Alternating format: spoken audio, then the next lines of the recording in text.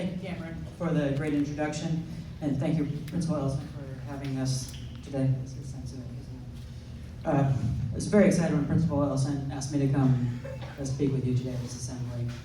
A lot of you may have seen me over the past 5 years and know me as Cameron's dad. You've seen me at school events or birthday parties, and I know over the past few months you've probably heard about me receiving the Medal of Honor. I learned about it about the same time you did. I had no idea that this was going to happen. I first started getting cryptic calls from the Pentagon in August, asking to set up a call between myself and a high-ranking DoD official. And they wouldn't tell me why or who. Eventually we set up a time for the call, and the day it was supposed to happen, the call was canceled. No reason was given why, it was just canceled. Soon after, my Secret Service boss actually called me, and he asked that my wife Miranda and I come by the White House. On the day that we arrived there, they moved us around the White House from office to office, keeping us a little confused, until we ended up in the Oval Office, where the President told us that I was going to be awarded the Medal of Honor. On October 1st, we were back at the White House for the presentation. If you go a little further back in my story, I grew up the only son of 2 Air Force service members. I was born in Alaska and moved around to several states before ending up in Washington State in 4th grade. My family ended up staying in Washington, and I went to Washington State University and got a degree in economics. On September 11th, 2001, I was in graduate school when our country was attacked. I know all of you guys have probably learned about that, but none of you were alive. As I watched the war in Afghanistan begin, I felt I couldn't stay on the sidelines and just watch all of it on TV. I had to help, I had to serve, so I signed up to become a medic in the Army. A little over a year later, after I joined the Army, I decided I wanted to try and become a Special Forces medic.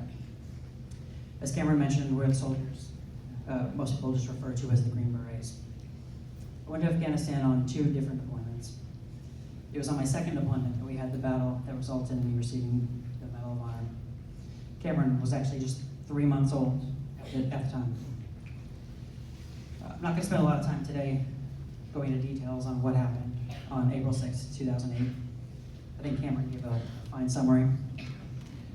The one thing I would like for all of you to take away is that American soldiers and sailors, airmen and Marines, they do not fight out of hatred or anger.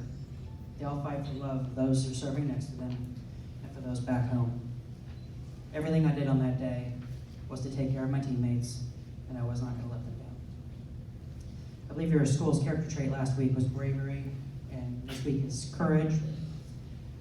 Bravery does not mean not being scared. I was definitely scared that day. But we started getting attacked. But my teammates and our Afghan partners needed me. And scared or not, I was not going to let those down who needed my help. One of the things Green Berets do is we work with troops from the local country. We work with our Afghan troops to support them in securing their own country so they can provide a better life for their own citizens. For each mission, one of my friends always made a point to make sure that all the troops that he was working with knew exactly who I was. He'd bring them over to me, he'd literally hold me and be like, "This is Ron. If something happens to me, find Ron." Very early on in the mission, on April 6th, as it felt like the whole world was exploding around us, I heard calls come for Ron, Ron, Ron. And I immediately knew who was hurt. And he needed me.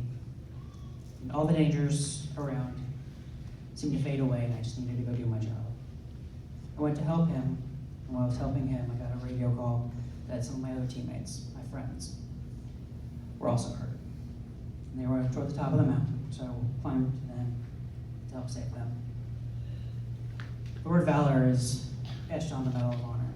But the interesting thing is that no one who's received the medal is going to tell you stories about being courageous or brave. They will tell you that all they were doing is doing their job. To protect their friends, their teammates, and their country. They were all scared, but their love of those around them outweighed any fear. They all viewed service of others as more important than themselves. As we're here to recognize Veterans Day, we're, as a country, thanking those who served in the military. There are around 18 million veterans in the country today, and I'm just one member of that incredible history of service. Every one of those veterans has an incredible story, and every one of them chose to wear the uniform to serve. And you can choose to serve too. You can choose to help. Your team is your classmates, your school, your community. Most days, serving can be as simple as holding the door open for a friend or helping a teacher clean the classroom. Other days, you might notice a kid who's having a bad day, and you can be there to talk to them. I'm sure almost all of you have classmates with parents who are in the military. Most of them in the area that we live in have Monday through Friday jobs that feel a little bit normal. But some of them might have parents that are still going on deployments, which means their mom or dad could be gone for several months or maybe even a year. If that happens, you can talk to them and ask how they're doing. Talk to your parents about if there's anything you can do to help out as a family. Maybe you play sports or you do King's Gestures together. Your family could maybe give them rides to practice, or you just invite them to hang out sometime. As you continue to grow, there will be many ways for you to serve the country and our community. You could be a firefighter, a policeman, a teacher, perhaps just something as simple as volunteering at an animal shelter or collecting supplies for a food bank. Of course, we're here to celebrate Veterans Day, and since I was in the Army, I'd say the coolest thing you can do is join the Army. Thank you all.